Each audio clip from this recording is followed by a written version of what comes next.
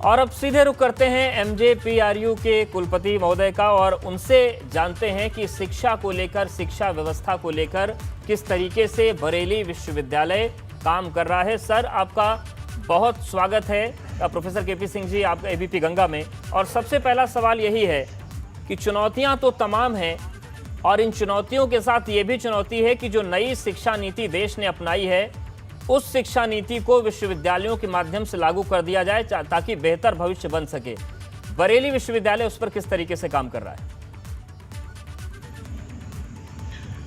देखिए, महात्मा ज्योतिबा फुले रोहिलखंड विश्वविद्यालय बरेली जो है ये स्टेट यूनिवर्सिटी है और हमारी उत्तर प्रदेश की सरकार ने पूरा 17 पॉइंट का एक पूरा प्रोग्राम बनाया था नई एजुकेशन पॉलिसी को एग्जीक्यूट करने के लिए।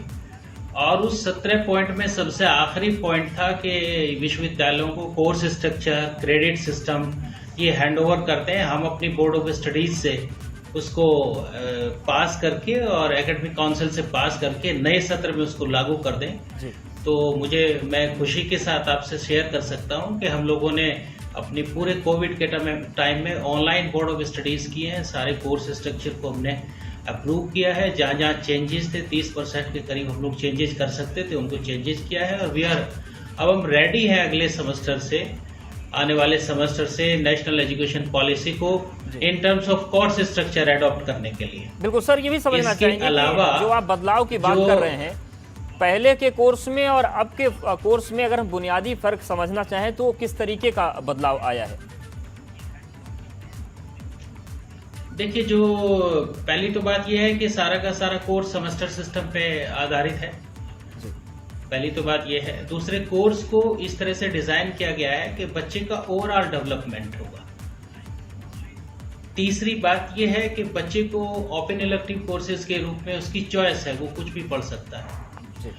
चौथा, उसको जरूरत है कि मल्टी एंट्री एग्जिट सिस्टम है। 1 साल के बाद वो पढ़ के जा सकता है, 2 साल के बाद वो पढ़ के जा सकता है। उसको सर्टिफिकेट कोर्स, डिप्लोमा कोर्स, इस तरह के कोर्सेज मिलेंगे।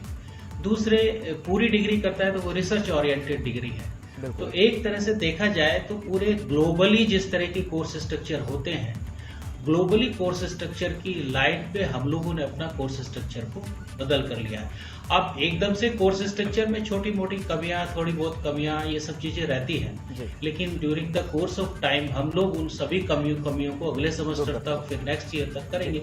और आपको पता ही है कि कोर्स तो ग्रेडियल अपग्रेडेशन का काम, बिल्कुल अपग्रेडेशन होता है हमेशा। सर, आपने रिसर्च की बात की और ये भी आपने बात की कि रोहिलखंड विश्वविद्यालय इस पर काम कर रहा है कि जो कोर्स हो वो वैश्विक स्तर का हो।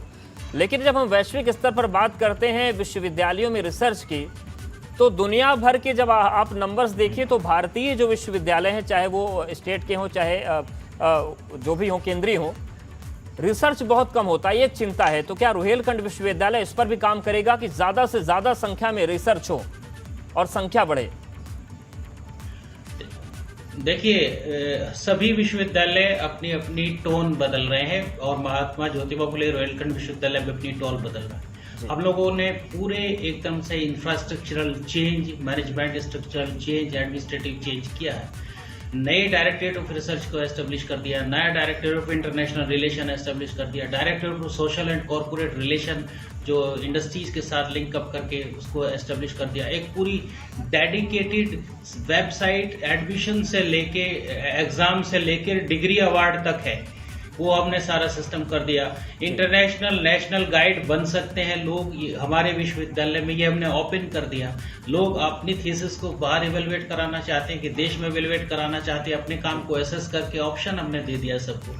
और हमने पूरा प्लेगरिज्म को चेकिंग करने से लेके पूरा साइंटिफिक राइटिंग और जो एक वर्ल्ड क्लास डॉक्यूमेंट थीसिस लिखी जाती है, बिल्कुल उसका सारा डॉक्यूमेंट। ये एक बड़ी महत्वपूर्ण चीज है कि कोई रोहिलखंड विश्वविद्यालय में पढ़े लेकिन वो वैश्विक स्तर की रिसर्च करके कहीं भी इवैल्यूएशन करा सकता है। ये एक बड़ा स्कोप मिलेगा। सर, बहुत शुक्रिया हमारे साथ जुड़ने के लिए, अपना वक्त देने के लिए और बताने के लिए कि आगे की प्लानिंग क्या है।